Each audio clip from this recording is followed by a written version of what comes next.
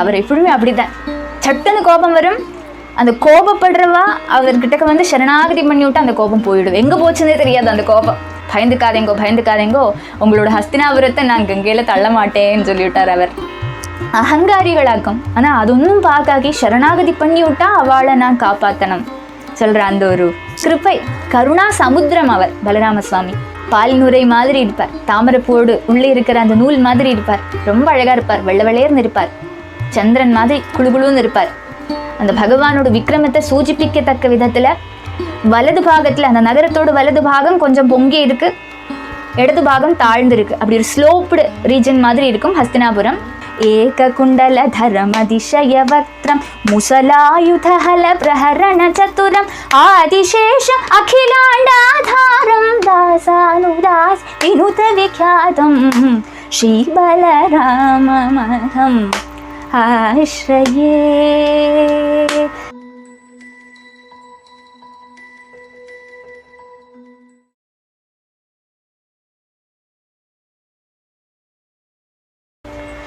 संसारसागरे मग्नं दीनं मां करुणानिधे कर्मग्राहगृहीताङ्गं मामुद्धर भवार्णवात् श्रीमद्भागवताख्योऽयं प्रत्यक्षकृष्ण एव हि स्वीकृतोऽसि मया नाथ मुक्त्यर्थं भवसागरे मनोरथो मदीयोऽयं सफलः सर्वदा त्वया निर्विघ्नेनैव कर्तव्यः दासोऽहं तव केशव शुकरूपप्रबोधज्ञ सर्वशास्त्रविशारद एतत्कदा प्रकाशेन मदज्ञानं विनाशय देवदेव जगन्नाथ पुण्यश्रवणकीर्तना यदुत्तमोत्तमश्लोक नारायण नमोऽस्तु ते भवे भवे यदा भक्ति पादयोस्तव जायते तदा कुरुष्व देवेश नाथस्त्वं नो यत प्रभो नाम संकीर्तनं यस्य सर्वपाप प्रणाशनं प्रणामो दुःखशमन तं नमामि हरिं परम्।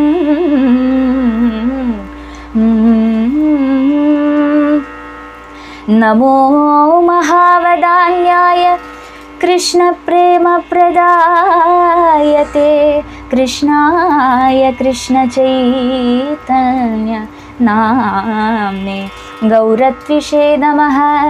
हरे रामेति कृष्णेति नाम संकीर्तनं सदा लोकक्षेमाय कुर्वन्तं प्रेमिकं सद्गुरुं भजे।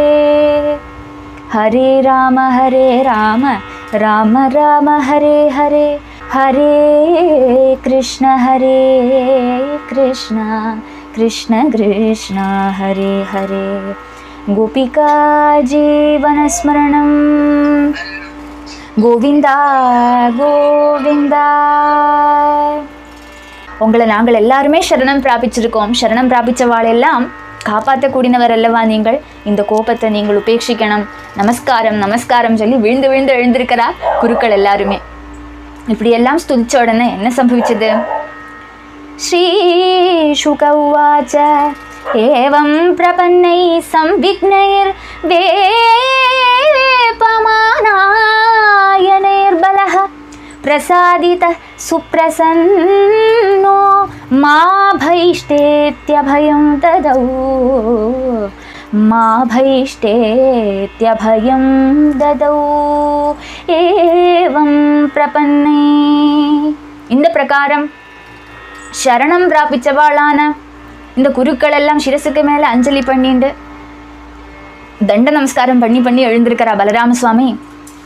அவரோட கோபம் சமிக்கணும் சொல்லிட்டு உங்களை ஆசிரியிச்சிருக்கோம், சரணம் பிராபிச்சிருக்கோம் சொல்லி நமஸ்காரம் பண்ணி எழுந்திருக்கிறா. இதை பார்த்ததுமே பலராம சுவாமி அவர் இந்த ஸ்துதியெல்லாம் கேட்டதுமே அவரோட ஹிருதயம் அப்படியே கோமளமானதாக. அவர் எப்பவுமே அப்படிதான், சட்டுன்னு கோபம் வரும், அந்த கோபப்படுறவா அவர்கிட்ட வந்து சரணாகதி பண்ணி விட்டு அந்த கோபம் போயிடுவேன், எங்கே போச்சுன்னே தெரியாது. அந்த கோபம் அப்படியே பிரசன்னம் ஆயிடுவார், ஒரு விரிஞ்ச தாமரப்பூ மாதிரி அப்படியே மலர்ந்து கொடுத்த அவரோட முகம்.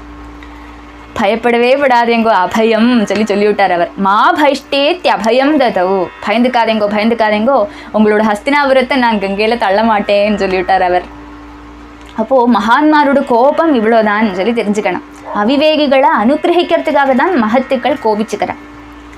அப்போ அவ காட்டினதான அந்த திக்காரத்தை மாற்றி அவளை நல்வழிக்கு வருத்துறதுக்கு தான் பலராம சுவாமி இப்படி கோபத்தை அங்கீகரிச்சுட்டார். வாஸ்தவத்தில் அவருக்கு கோபம் ஒன்றும் வந்துடலை சொல்லி புரிஞ்சுக்கணும். அவரும் பகவானாக்கும் சொல்லி தெரிஞ்சுக்கணும். இதெல்லாம் ஒரு ரசம், லீலையில ரசம் வரणाமா. அப்படி ஆசிரியச்சவாள் எல்லாம் காப்பாற்றக்கூடியவராக்கும் பலராம சுவாமி. அப்படி அவளுக்கு ஆசிரியம் கொடுத்து விட்டார். ஆறு தன்னை சரணாகதி பண்றாளோ அவளை அப்படியே ஆட்கொண்டு விடுறார் பலராம சுவாமி. இதுதான் மகான்மாரோட லட்சணம் சொல்லி இதுலேருந்து புரியறது. ஸ்ரீபலராமமஹம் ஆஶ்ரயே, ஸ்ரீபலராமமஹம் ஆஶ்ரயே, ஸ்ரீகிருஷ்ணாக்ரஜம் ஸ்ரிதஜனபாரிஜாதம், ஸ்ரீபலராமமஹம் ஆஶ்ரயே, ஸ்ரீகிருஷ்ணாக்ரஜம் ஸ்ரிதஜனபாரிஜாதம், ஸ்ரீபலராமமஹம் ஆஶ்ரயே, ஸ்ரீகிருஷ்ணாக்ரஜம் ஸ்ரிதஜனபாரிஜாதம்,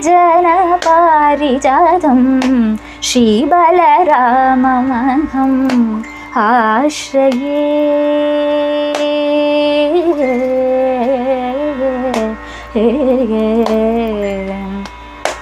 நீலாம்பரம் நிரூபம சுந்தராகாரம், நீலாம்பரம் நிரூபம சுந்தராகாரம், நாராயண பர்யங்கம் நந்தாதிதரணம், நீலாம்பரம் நிரூபம சுந்தராகாரம், நாராயண பர்யங்கம் நந்தாதிதரணம், ஸ்ரீபலராமமஹம்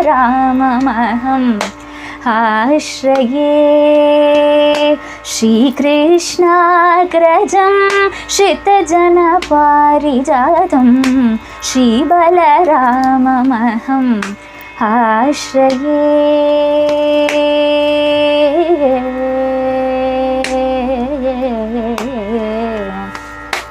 ரைவதகிரிவாசம் ரேவதி பிரியபாத்திரம், ரோஹிணி சுகுமாரம் ரமணீயசிதகாத்திரம், ரைவதகிரிவாசம் ரேவதி பிரியபாத்திரம், ரோஹிணி சுகுமாரம் ரமணீயசிதகாத்திரம், ராஜராஜாதிராஜம் ரிபுமத சம்ஹாரம்,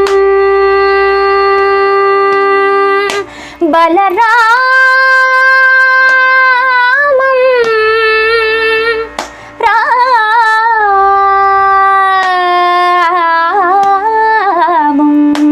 ராமம்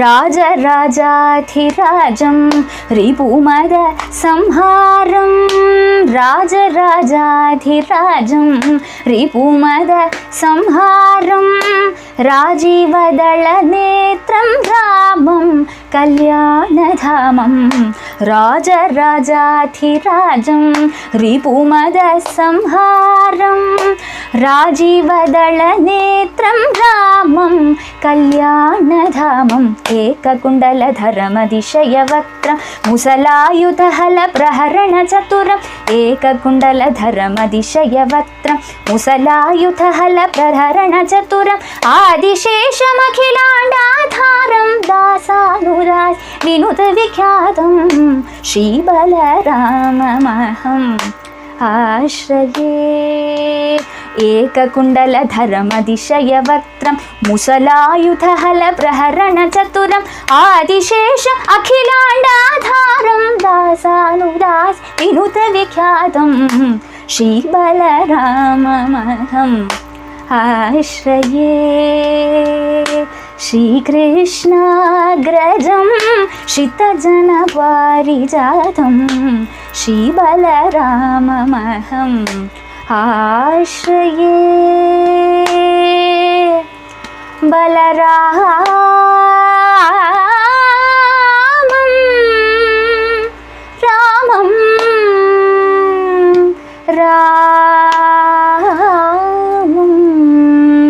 रामं आश्रये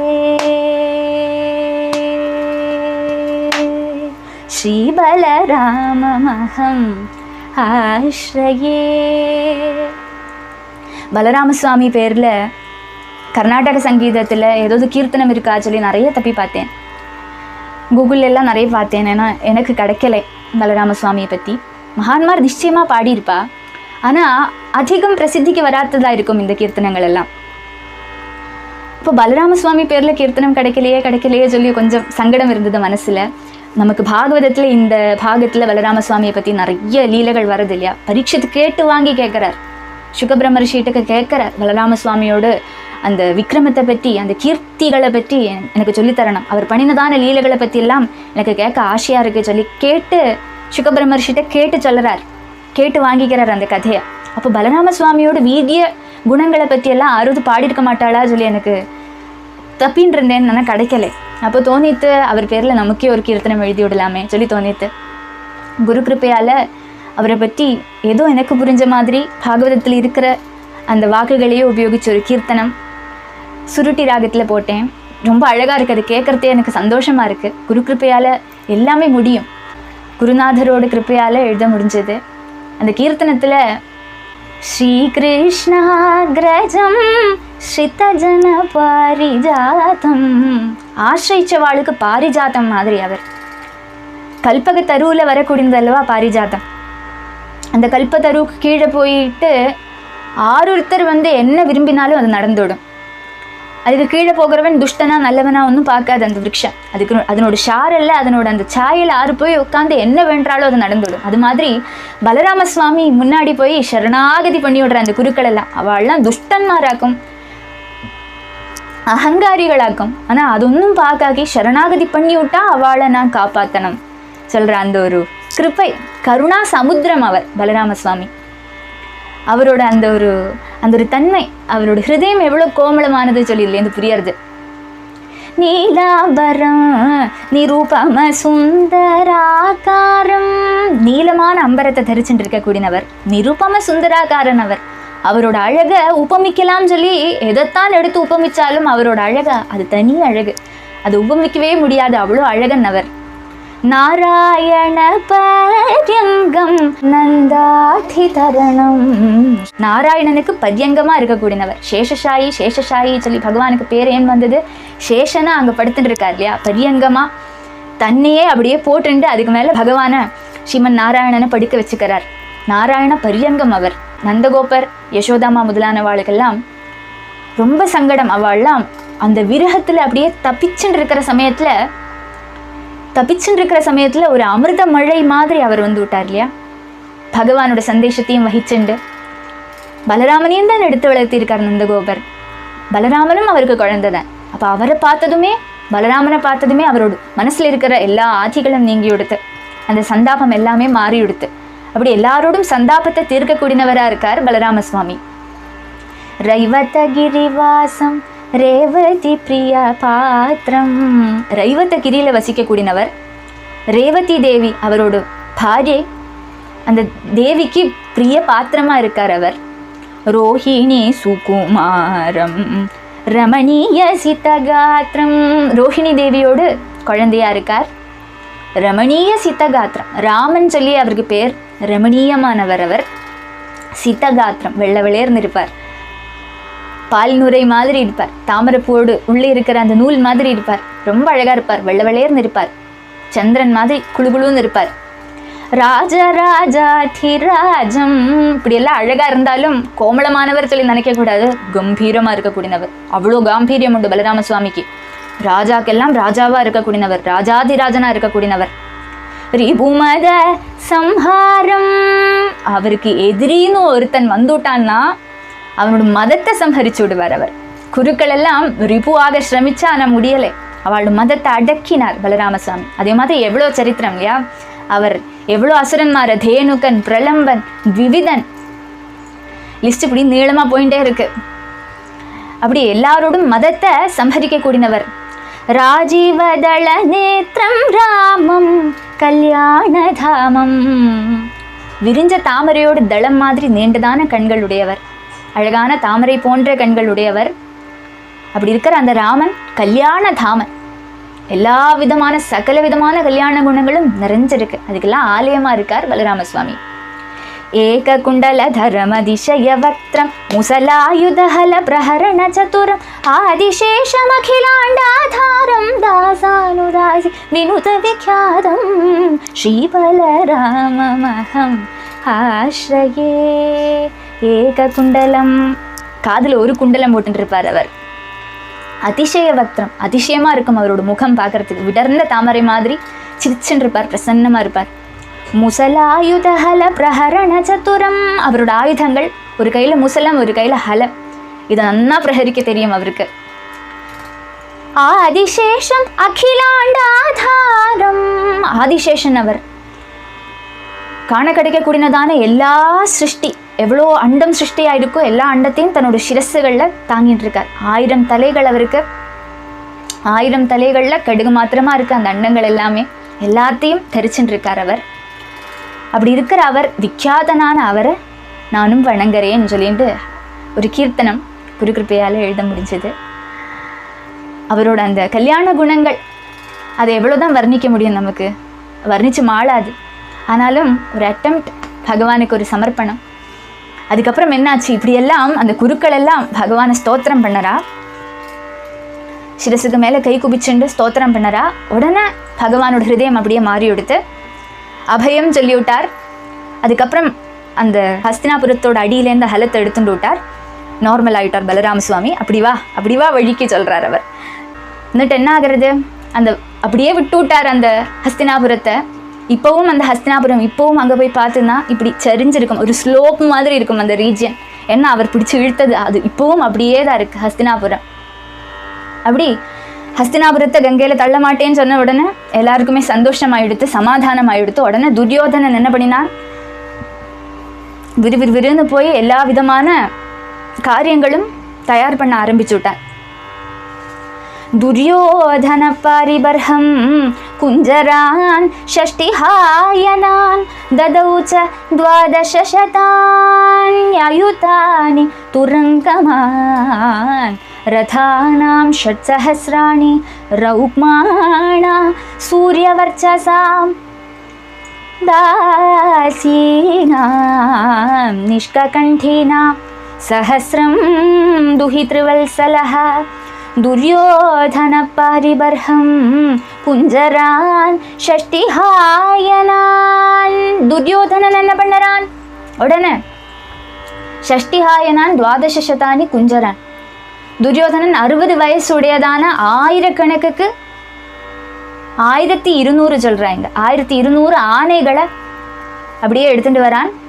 12 அயுதானி துரங்கமான், 1,20,000 1,20,000 குதிரைகளையும் அப்படியே அழைச்சின்னு வந்து லக்ஷ்மணைக்கு ஸ்திரீதனமா பலராம சுவாமி கிட்டக்க ஒப்படைக்கிறான்.